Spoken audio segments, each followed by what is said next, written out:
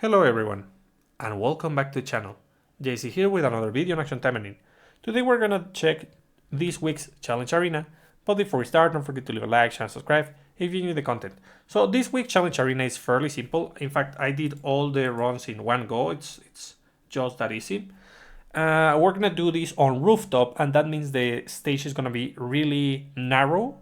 There's not much space. Right at the end, at the very end of the rooftop, there's gonna be a lot of space, but you can use the ulti, and that's more than enough. So yeah, this is doable. It is easy, but we don't have the best AoEs. We're taking advantage of the fact that the stage is very small to deal with the waves of enemies, which is kind of weird, but it works. So yeah, that's a thing. Now, let's check the builds for all the characters. Starting with Asagi. Asagi is going to be using a red build. She has Unica, which is going to summon copies each time you use a skill, and those are going to deal damage and increases skill damage. We have damage increase and damage reduction, critical rate increase for melee attacks, and invincibility along with a bit of damage on the active on 49 seconds. So yeah, that's one thing. For skills we have Satsujinka, Munika, Soeka, and the Taimanin art. The Taimanin art is gonna help us quickly charge that ultimate for the last wave. The other two skills, Satsujinka and Soeka, are gonna be what we use to deal with the waves of enemies. They don't have the greatest AoE, but it's doable. It works. Munika is here on red because it's going to constantly be able to activate Muken's skill to summon the illusions and deal damage. So yeah, it's not the best combo, but it works. It's good enough. So what do you want to do? You want to start with whichever you want. It can be Satsujinka or Soeka. Then you do a perfect dodge to activate the Kojinka. Then you transition into the other skill, Soeka or Satsujinka. And then you use Mueka so that you cast the clone, and then you use the basics. Alternatively, you can use Munika before you use the other skill, and then after that you cast Munika once again, because the cooldown is going to be extremely short. Depends on what you want to do, honestly. It's all the same because it's a very easy stage. For Kurenai is more fun overall because we're going to be using Gale Slash. She's going to be using all of these supporters. Damage increase and damage reduction, damage increase, penetration, and, well, critical damage increase, penetration, and critical resistance reduction for the enemy. For the weapon is going to give us a chance to increase our speed and inflict Wind Scar onto the enemy. And Wind Scar is the leader skill, the extra passive, that it's going to deal damage whenever we apply 3 marks. And they are fairly easy to apply because you just have to use skills. When you use a skill, you apply Wind Scar. The thing is, we have Deflecting Wind over here, which is not that useful. You're maybe going to use it against the bosses, and only when they don't have the super armor down. So yeah, let's focus on the other skills. Starting with Gale Slash. Gale Slash is a follow-up attack, so we have to transition properly into our skills. We start with Kamitachi, then we use Gale Slash, then we use... No, the other way around.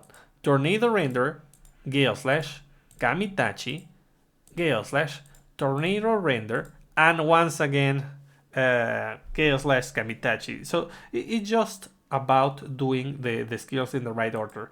The thing is, we start with Tornado Render because of the cooldown. That's the main reason why we do that. Because the cooldown reduction is on blue, not on red. The speed reduction on the enemy is nice, but it's not like super impactful because we're gonna deal with the enemies very quickly. It's only impactful against the boss. So yeah, that's about it. And remember, this is also a damaging skill. It is not that strong, but it's gonna help you out deal with waves of enemies. Lastly, we have Emily. Emily is, I mean, she's really strong because she's using Heavenly Chariot over here. As you can see, she doesn't have the basic enhancer, which means she's not going to auto attack, but you can do it manually. While you're using your skills, you just hold the attack button and you're going to continue attacking the enemy. And this is very good because you have a weapon that increases skill damage by a ton. So that's really good. We have Healing Field, which is not important because they're not gonna deal enough damage. We have Homing Bullets, which means you have to use the basic. Ground Shocker, which reduces the defense of the enemy and has a decent AoE. And Gravity Hold. Gravity Hold is the one thing that I kind of don't like about this, because the stage is very narrow and it's difficult to take advantage of its AoE and its trajectory.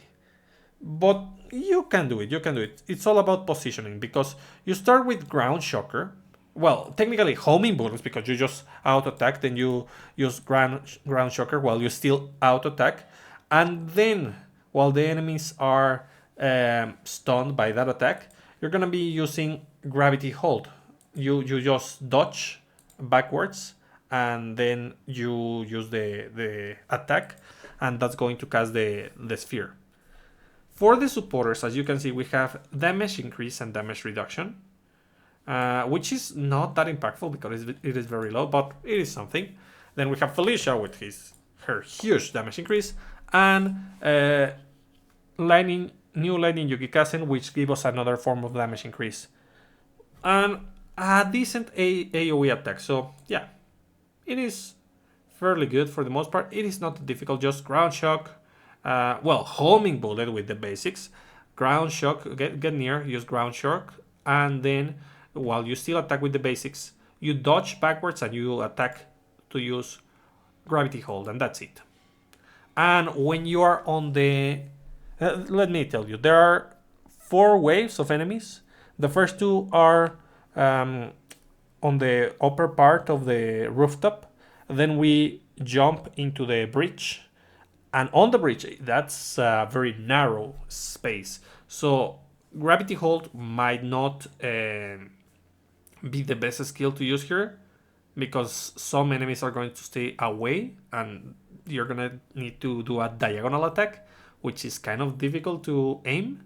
But just try to Ground Shock and then you reposition and use Gravity Hold in that particular situation. And finish with the ultimate. Always save the ultimate on this stage. You can abuse the supporters active, but the ultimate you want to use on the last wave, because it is packed with enemies. So let's do it with Asagi super quickly. It was my worst score, so let's see if we can improve it. So Soeka, Munika, Satsujinka, Munika, Soeka, basics. Nice. I forgot to use the active. Let's do the active. Yeah, like that. Perfect. Munika. So that I deal more damage. Nice. Good. I reposition. I use the skills. Nice. Munika. To deal more damage. I just want to reposition, please. Satsujinka, Soeka, and Munika. This should be more than enough. I took a bit. Let's see if I managed to beat this on time. Yeah. There. Nice. Ultimate. Not ultimate. Active of the supporter. And yeah. Can I just... There. Nice. Soeka. And done. Let's see my score. Wow, it was better. Nice. So as you can see, it's not that difficult, this particular stage. The builds are not that great. I would say that only Kurenai's build is actually pretty cohesive. This one is fine, and this one is also fine. But the thing is that we are taking advantage with these builds of the fact that the stages are very narrow. This wouldn't work the same if you try it on a different stage, on something with more space. So take that in mind. Anyways, that's about it for today. I hope you find this useful, and I'll be seeing you next time. Bye!